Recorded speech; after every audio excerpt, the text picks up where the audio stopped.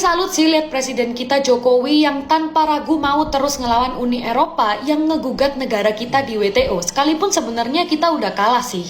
Jadi ceritanya negara kita itu mau ngelarang ekspor biji nikel. Soalnya kalau ekspor barang mentah itu keuntungannya lebih kecil dibandingin dengan ekspor barang yang udah setengah jadi atau bahkan udah jadi.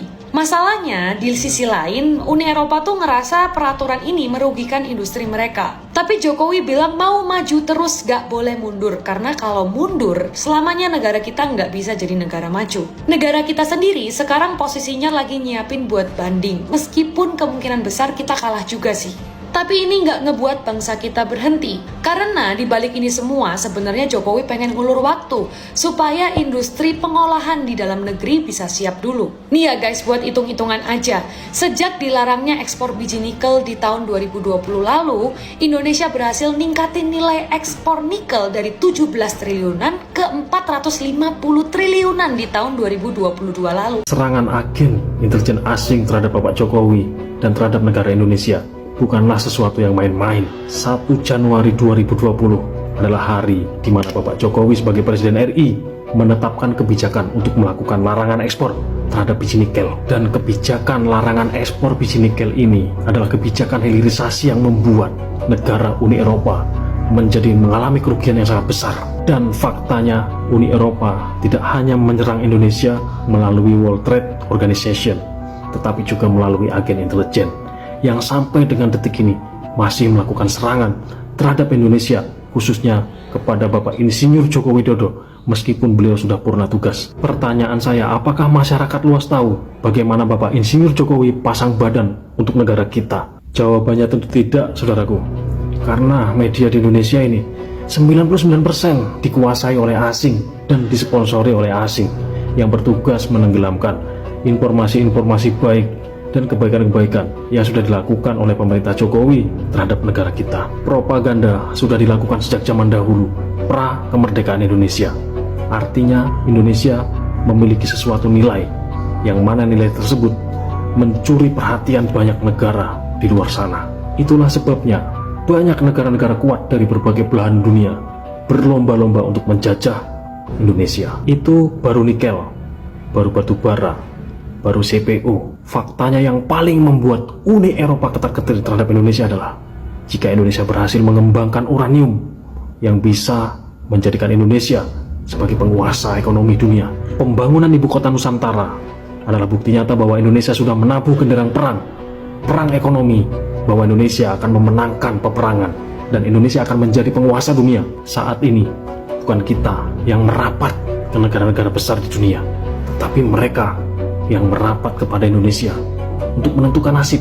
World Trade Center di New York sudah menjadi kenangan, dan IKN adalah generasi baru yang akan mengguncang dunia. Cukup banyak orang Indonesia yang belum menyadari apa yang sedang dilakukan oleh Bapak Insinyur Jokowi akan menerbangkan negara kita ini setinggi-tingginya. Ini bukanlah satu kesalahan yang dilakukan oleh Kementerian Informasi dan Komunikasi, tetapi lebih kepada bahwa software yang ada di dunia ini dikuasai oleh asing. Hari ini melalui akun ini kami masih bisa berbicara, tetapi belum tentu di hari esok, karena kami bukanlah penguasa perangkat lunak. Yang terpenting hari ini kita semua sudah banyak yang tahu siapa musuh yang sebenarnya yang sedang dihadapi oleh negara kita. Kemunculan pemimpin-pemimpin baik yang saat ini memimpin negara kita belum tentu selalu berbanding lurus dengan kemunculan informasi yang baik yang mendukung pemerintah. Dan yang terpenting kita semua sudah saling mengetahui di mana akar permasalahannya.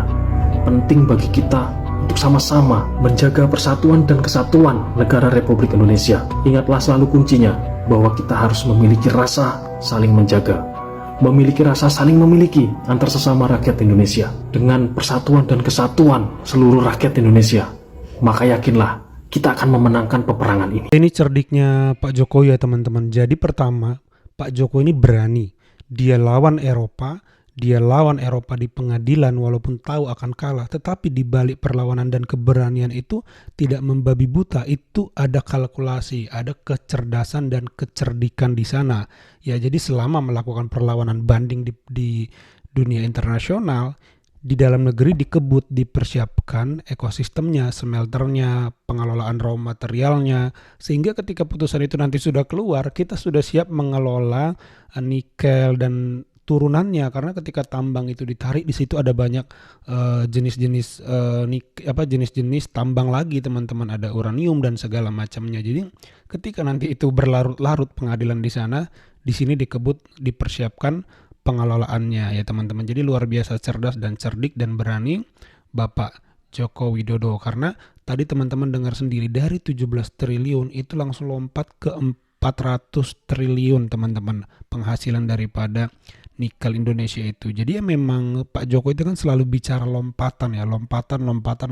Jadi dengan begitu nanti ya bukan kita lagi yang ketergantungan sama negara lain, tapi negara lain lah yang ketergantungan sama kita ketika bahan dasar untuk pembuatan berbagai jenis elektronik, berbagai jenis produk itu berasal dari kita ya teman-teman ya, dimana kita masuk ke rantai pasokan global dan kita menjadi kunci sehingga negara lain lah yang tergantung sama kita. Bayangkan ya, hanya di era Pak Jokowi kita dengan percaya diri akan membuat negara lain itu ketergantungan sama kita ya teman-teman. Jadi ini luar biasa ya teman-teman ya. Halo guys, ada berita keren nih.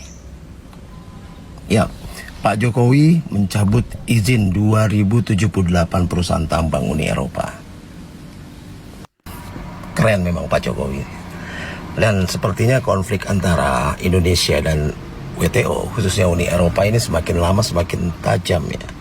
Ya karena Uni Eropa bukan hanya nanti bermasalah dengan tidak mendapat pasokan nikel, tapi juga mereka akan kehilangan banyak lapangan pekerjaan dari produksi barang-barang turunan dari nikel itu, seperti baterai, stainless steel, dan juga tentunya mereka akan kehilangan pasar dari barang-barang itu.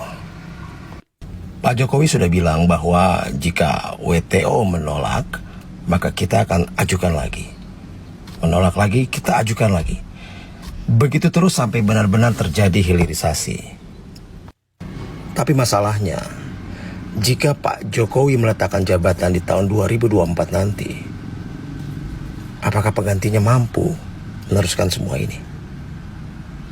Ya itu ya teman-teman, baterai listrik, karena dunia transportasinya ini mengarah pada transportasi listrik, dan Pak Jokowi itu pingin ya menyatukan, mengkonekkan seluruh komponen sehingga baterai listrik itu bisa diproduksi di dalam negeri ya. Ada kekurangan waktu itu, misalnya satu jenis bahan dia akan minta Australia ekspor ke Indonesia sehingga diproduksi di dalam negeri. Bayangkan, kita udah di level itu loh teman-teman, kita udah di level melawan Eropa dulu. Kalau menurut teman-teman bagaimana? Coba tambahkan di kolom komentar. Itu saja video kali ini. Terima kasih yang sudah menyimak sampai selesai. Sampai jumpa di video saya selanjutnya.